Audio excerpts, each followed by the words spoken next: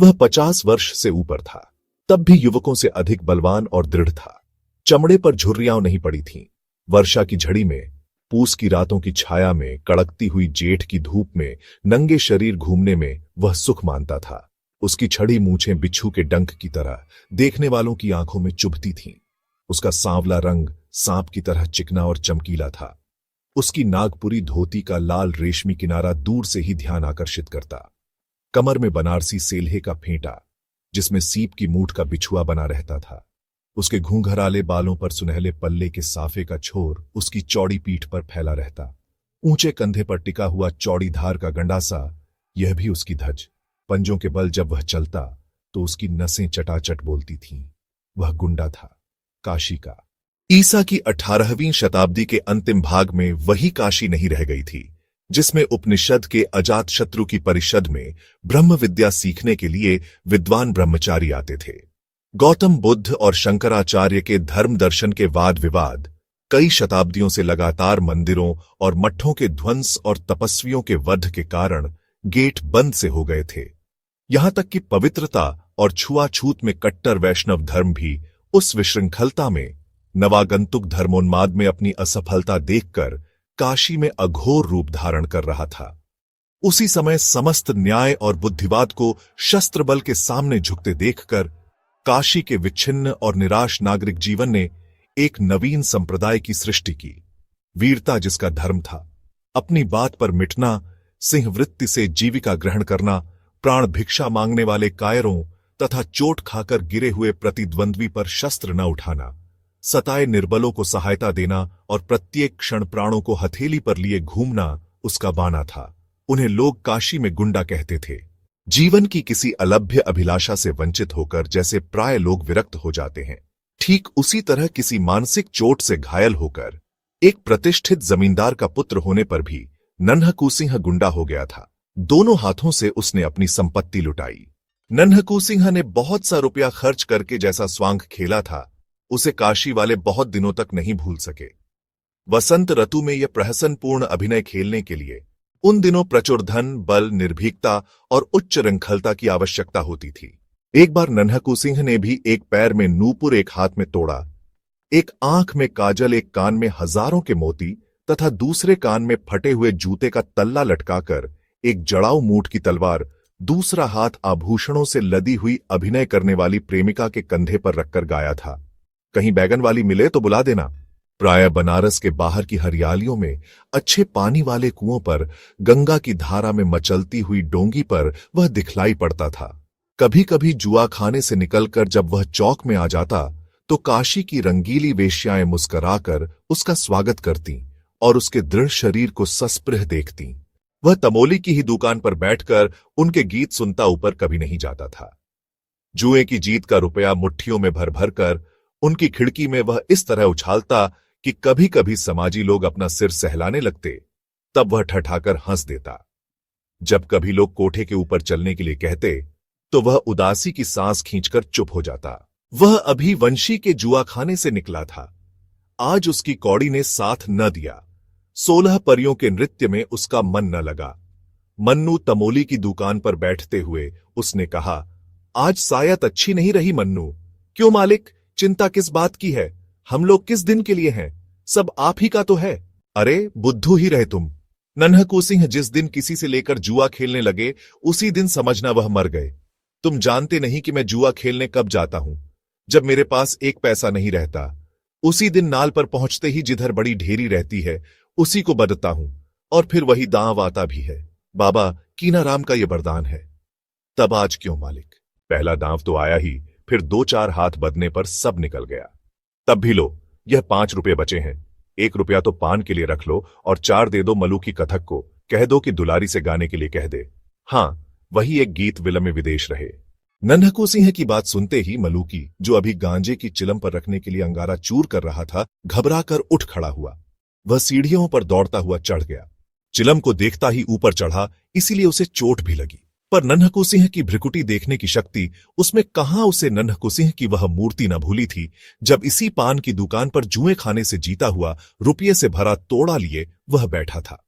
दूर से बोधी सिंह की बारात का बाजा बजता हुआ आ रहा था। नन्हकू ने पूछा, यह किसकी बारात है? ठाकुर बोधी सिंह के लड़के की। मन्नू के इतना कहते ही नन्हकू के ओठ फड़कने लगे। उसने कहा, मन्नू, यह नहीं हो सकता, आज इधर से बारात न जाएगी। बोधी सिंह हमसे निपटकर तब बारात इधर से ले जा सकेंगे। तब मालिक मैं क्या करूं? नन्हकू गंडासा कंधे पर से और ऊंचा करके मलुकी से बोला। मलुकिया देखता है, अभी जा ठाकुर से कह दे कि बाबू नन्हकू सिंह आग यहीं लगाने के लिए खड़े हैं, समझ कर आवे, लड़के की बारात है। मलुकिया कांपता हुआ ठाकुर बोधी सिंह के पास गया। बोधी सिंह और नन्हकू से 5 वर्ष से सामना नहीं हुआ है। किसी दिन नाल पर कुछ बातों में ही कहा सुनी होकर बीच बचाव हो गया था, फिर सामना नहीं हो सका। आज नन्हकू जान पर खेलकर अकेला खड़ा है। बोधी सिंह भी उस आन को समझते थे। उन्होंने मलुकी से कहा, जाबे कह दे कि हमको क्या मालूम कि बाबू साहब वहां खड़े हैं, जब वह हैं ही तो 2 समधी जाने का क्या काम है।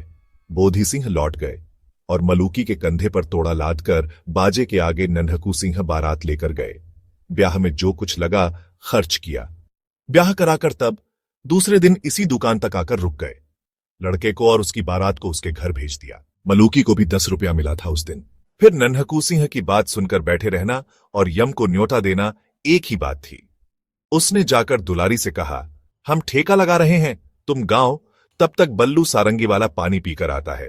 बाप रे, कोई आफत आई है क्या बाबू साहब? सलाम, कहकर दुलारी ने खिड़की से मुस्कुराकर झांका था कि नन्हकू सिंह उसके सलाम का जवाब देकर दूसरे एक आने वाले को देखने लगे। हाथ में हरौती की पतली सी छड़ी आंखों में, सुरमा मुंह में पान मेहंदी लगी हुई लाल दाढ़ी, जिसकी सफेद जड़ दिखलाई पड़ रही थी, कुव्वेदार टोपी, छकलियां अंगरखा और साथ में लैसदार परत वाले 2 सिपाही। कोई मौलवी साहब हैं? नन्हकू हंस पड़ा। नन्हकू की ओर बिना देखे ही मौलवी ने एक सिपाही से कहा, जाओ दुलारी से कह दो कि आज रेजिडेंट साहब की कोठी पर मुजरा करना होगा, अभी चले। देखो, तब तक हम जानाली से कुछ इत्र ले रहे हैं। नन्हकू सिंह, हम कब तक यहां बैठे रहे, क्या अभी सरंगिया नहीं आया? दुलारी ने कहा, वाह बाबू साहब, आप ही के लिए तो मैं यहां आ बैठी हूं, सुनिए ना, आप तो कभी ऊपर नहीं आते। इतने में मौलवी जल उठा।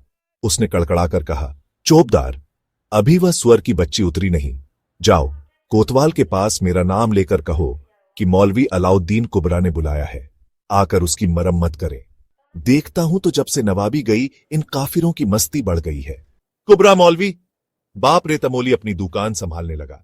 पास ही एक दुकान पर बैठकर ऊँघता हुआ बजाज चौंक कर सिर में चोट खा गया। इसी मौलवी ने तो महाराज चेत सिंह से 3.5 सेर चींटी के सिर का तेल मांगा था। मौलवी अलाउद्दीन कुबरा। बाजार में हलचल मच गई। नन्हकू सिंह ने मन्नू से कहा, क्यों चुपचाप बैठोगे नहीं? दुलारी से कहा, वहीं से बाई जी, इधर उधर हिलने का काम नहीं। तुम गाओ, हमने ऐसे घसियारे बहुत से देखे हैं। अभी कल रमल के पास से फेंक कर अधेला अधेला मांगता था, आज चला है रोब गांठने। अब कुबरा ने घूमकर उसकी ओर देखकर कहा, कौन है ये पाजी? तुम्हारे चाचा बाबू नन्हकू सिंह। के साथ ही पूरा बनारसी झापड़ पड़ा। कुबरा का सिर घूम गया। लैस के प्रतले वाले सिपाही दूसरी ओर भाग चले और मौलवी साहब चौंधिया कर जानाली की दुकान पर लड़खड़ाते गिरते पड़ते किसी तरह पहुंच गए। जानाली ने मौलवी से कहा, मौलवी साहब, भला आप भी उस गुंडे के मुंह लगने गए? ये तो कहिए कि उसने गंडासा नहीं तौल दिया। कुबरा के मुंह से बोली नहीं निकल रही थी। उधर दुलारी गा रही थी, विलम में विदेश रहे। गाना पूरा हुआ, कोई आया गया नहीं। तब नन्हकू सिंह धीरे धीरे टहलता हुआ दूसरी ओर चला गया। थोड़ी देर में एक डोली रेशमी पर्दे से ढंकी हुई आई, साथ में एक चोपदार था। उसने दुलारी को राजमाता पन्ना की आज्ञा सुनाई। दुलारी चुपचाप डोली पर जा बैठी। डोली धूल और संध्या काल के धुएं से भरी हुई बनारस की तंग गलियों से होकर शिवालय घाट की ओर चली। श्रावण का अंतिम सोमवार था। राजमाता पन्ना शिवालय में बैठकर पूजन कर रही थी। दुलारी बाहर बैठी कुछ अन्य गाने वालियों के साथ भजन गा रही थी। आरती हो जाने पर फूलों की अंजलि बिखेरकर पन्ना ने भक्ति भाव से देवता के चरणों में प्रणाम किया। फिर प्रसाद लेकर बाहर आते ही उन्होंने दुलारी को देखा। मैं पहले ही पहुंच जाती, क्या करूं? वह कुबरा मौलवी निगोड़ा आकर रेजिडेंट की कोठी पर ले जाने लगा। घंटों इसी झंझट में बीत गया। सरकार, जहां सुनती हूं उसी का नाम। सुना है कि उसने यहां भी आकर कुछ कहा, फिर न जाने क्या सोचकर बात बदलते हुए। हां, तब फिर क्या हुआ? तुम कैसे यहां आ सकीं? बाबू नन्हकू सिंह उधर से आ गए। मैंने कहा, सरकार की पूजा पर मुझे भजन गाने को जाना है और यह जाने नहीं दे रहा है। उन्होंने मौलवी को ऐसा झापड़ लगाया कि उसकी हेकड़ी भूल गई और तब जाकर मुझे किसी तरह यहां आने की छुट्टी मिली। कौन बाबू नन्हकू सिंह? अरे क्या सरकार को नहीं मालूम? बाबू निरंजन सिंह के लड़के। उस दिन जब मैं बहुत छोटी थी, आपकी बारी में झूला झूल रही थी। जब नवाब का हाथी बिगड़कर आ गया था, बाबू निरंजन सिंह के कुंवर ने ही तो उस दिन हम लोगों की रक्षा की थी। राजमाता का मुख उस प्राचीन घटना को स्मरण करके न जाने क्यों विवर्ण हो गया। फिर अपने को संभालकर उन्होंने पूछा, तो बाबू नन्हकू सिंह उधर कैसे आ गए? दुलारी ने मुस्कुराकर सिर नीचा कर लिया। दुलारी राजमाता पन्ना के पिता की जमींदारी में रहने वाली वेश्या की लड़की थी। उसके साथ ही कितनी बार झूले हिंडोले अपने बचपन में पन्ना झूल चुकी थी। वह बचपन से ही गाने में सुरीली थी, सुंदरी होने पर चंचल भी थी।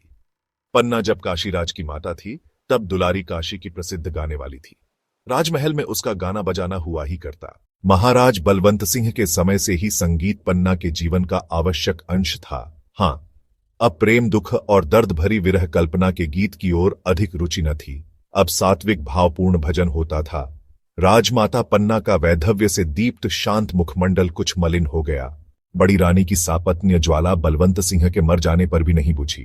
अंतपुर कलह का रंगमंच बना रहता और इसी से अक्सर पन्ना काशी के राज मंदिर में आकर पूजा पाठ में अपना मन लगाती। रामनगर में उसको चैन नहीं मिलता। नई रानी होने के कारण बलवंत सिंह की प्रेयसी होने का गौरव तो उसे था ही, साथ में पुत्र उत्पन्न करने का सौभाग्य भी मिला। फिर भी असवर्णता का सामाजिक दोष उसके हृदय को व्यथित किया करता। उसे अपने ब्याह की आरंभिक चर्चा का स्मरण हो आया। छोटे से मंच पर बैठी गंगा की उमड़ती हुई धारा को पन्ना अन्य मनस्क होकर देखने लगी। उस बात को जो अतीत में एक बार हाथ से अनजाने में खिसक जाने वाली वस्तु की तरह गुप्त हो गई हो। सोचने का कोई कारण नहीं, उससे कुछ बनता बिगड़ता भी नहीं, परंतु मानव स्वभाव हिसाब रखने की प्रथानुसार कभी कभी कही बैठता है कि यदि वह बात हो गई होती तो। ठीक उसी तरह पन्ना भी राजा बलवंत सिंह द्वारा बलपूर्वक रानी बनाई जाने के पहले की एक संभावना को सोचने लगी थी, सो भी बाबू नन्हकू सिंह का नाम सुन लेने पर। गेंदा मुहल्लगी दासी थी। वह पन्ना के साथ उसी दिन से है जिस दिन से पन्ना बलवंत सिंह की प्रेयसी हुई। नन्हकू सिंह अपनी सब जमींदारी स्वांग, भैंसों की लड़ाई, घुड़दौड़ और गाने बजाने में उड़ाकर अब डाकू हो गया है। जितने खून होते हैं सब में उसी का हाथ रहता है। जितनी उसे रोककर दुलारी ने कहा, दुलारी यह झूठ है, बाबू साहब के ऐसा धर्मात्मा तो कोई है ही नहीं। कितनी विधवाएं उनकी दी हुई धोती से अपना तन ढंकती है, कितनी लड़कियों की ब्याह शादी होती है, कितने सताए हुए लोगों की उनके द्वारा रक्षा होती है। रानी पन्ना के हृदय में एक तरलता उद्वेलित हुई। उन्होंने हंसकर कहा, पाना दुलारी, वे तेरे यहां आते हैं ना, इसी से तू उनकी बड़ाई। दुलारी, नहीं सरकार, शपथ खाकर कह सकती हूं कि बाबू नन्हकू सिंह ने आज तक कभी मेरे कोठे पर पैर भी नहीं रखा। राजमाता न जाने क्यों इस अद्भुत व्यक्ति को समझने के लिए चंचल हो उठी थीं। तब भी उन्होंने दुलारी को आगे कुछ न कहने के लिए तीखी दृष्टि से देखा। वह चुप हो गई। पहले पहर की शहनाई बजने लगी। दुलारी छुट्टी मांगकर डोली पर बैठ गई। तब गेंदा ने कहा, आजकल नगर की दशा बड़ी बुरी है। दिन दहाड़े लोग लूट लिए जाते हैं। सैकड़ों जगह नाला पर जुए में लोग अपना सर्वस्व गंवाते हैं। बच्चे फुसलाए जाते हैं। गलियों में लाठियां और छुरा चलने के लिए टेढ़ी भौहें कारण बन जाती हैं। उधर रेजिडेंट साहब से महाराजा की अनबन चल रही है। राजमाता चुप रही। दूसरे दिन राजा चेत सिंह के पास रेजिडेंट मार्कहेम की चिट्ठी आई, जिसमें नगर की दुर्व्यवस्था की कड़ी आलोचना थी। डाकुओं और गुंडों को पकड़ने के लिए उन पर कड़ा नियंत्रण रखने की सम्मति भी थी। कुबरा मौलवी वाली घटना का भी उल्लेख था। उधर हैंस्टिग्स के आने की भी सूचना थी। शिवालय घाट और रामनगर में हलचल मच गई। कोतवाल हिम्मत सिंह पागल की तरह, जिसके हाथ में लाठी, लोहांगी, गड़ांसा, बिछुआ और करौली देखते उसी को पकड़ने लगे। एक दिन नन्हकू सिंह सुंभा के नाले के संगम पर ऊंचे से टीले की घनी हरियाली में अपने चुने हुए साथियों के साथ दूधियां छान रहे थे। गंगा में उनकी पतली डोंगी बड़ की जटा से बंधी थी। कथकों का गाना हो रहा था। चार उल्लांखी इक्के कसे कसाए खड़े थे। नन्हकू सिंह ने अकस्मात कहा, मलूकी, गाना जमता नहीं है, उल्लांखी पर बैठकर जाओ, दुलारी को बुला लाओ। मलूकी वहां मजीरा बजा रहा था। दौड़कर इक्के पर जा बैठा। आज नन्हकू सिंह का मन उखड़ा था। बूटी कई बार छानने पर भी नशा नहीं। 1 घंटे में दुलारी सामने आ गई। उसने मुस्कुराकर कहा, क्या हुक्म है बाबू साहब? दुलारी, आज गाना सुनने का मन कर रहा है। इस जंगल में क्यों? उसने सशंक हंसकर कुछ अभिप्राय से पूछा। तुम किसी तरह का खटका न करो, नन्हकू सिंह ने हंसकर कहा, यह तो मैं उस दिन महारानी से भी कह आई हूं। क्या, किससे? राजमाता पन्ना देवी से फिर उस दिन गाना नहीं जमा। दुलारी ने आश्चर्य से देखा कि तानों में नन्हकू की आंखें तर हो जाती हैं। गाना बजाना समाप्त हो गया था। वर्षा की रात में झिल्लियों का स्वर उस झुरमुट में गूंज रहा था। मंदिर के समीप ही छोटे से कमरे में नन्हकू सिंह चिंता में निमग्न बैठा था। आंखों में नींद नहीं, और सब लोग तो सोने लगे थे। दुलारी जाग रही थी। वह भी कुछ सोच रही थी। आज उसे अपने को रोकने के लिए कठिन प्रयत्न करना पड़ रहा था, किंतु असफल होकर वह उठी और नन्हकू के समीप धीरे धीरे चली आई। कुछ आहट पाते ही चौंक कर नन्हकू सिंह ने पास ही पड़ी हुई तलवार उठा ली। तब तक हंसकर दुलारी ने कहा, बाबू साहब, यह क्या? स्त्रियों पर भी तलवार चलाई जाती है? छोटे से दीपक के प्रकाश में वासना भरी रमणी का मुख देखकर नन्हकू हंस पड़ा। उसने कहा, क्यों बाई जी, क्या इसी समय जाने की पड़ी है? मौलवी ने फिर बुलाया है क्या? दुलारी नन्हकू के पास बैठ गई। नन्हकू ने कहा, क्या तुमको डर लग रहा है? नहीं, मैं कुछ पूछने आई हूं। कोई हेस्नेटग्स आया है? सुना है उसने शिवालय घाट पर तिलंगों की कंपनी का पहरा बैठा दिया है। राजा चेतसिंह और राजमाता पन्ना वहीं हैं। कोई कोई कहता है कि उनको पकड़कर कलकत्ता भेजने। क्या पन्ना भी, रनिवास भी वहीं है? नन्हकू अधीर हो उठा था। क्यों बाबू साहब, आज रानी पन्ना का नाम सुनकर आपकी आंखों में आंसू क्यों आ गए? सहसा नन्हकू का मुख भयानक हो उठा। उसने कहा, चुप रहो, तुम उसको जानकर क्या करोगी? वह उठ खड़ा हुआ, उद्विग्न की तरह न जाने क्या खोजने लगा। फिर स्थिर होकर उसने कहा, दुलारी, जीवन में आज यह पहला ही दिन है कि एकांत रात में एक स्त्री मेरे पलंग पर आकर बैठ गई है। मैं चिरकुमार अपनी एक प्रतिज्ञा का निर्वाह करने के लिए सैकड़ों असत्य अपराध करता फिर रहा हूं। क्यों? तुम जानती हो मैं स्त्रियों का घोर विद्रोही हूं, और पन्ना, किंतु उसका क्या अपराध?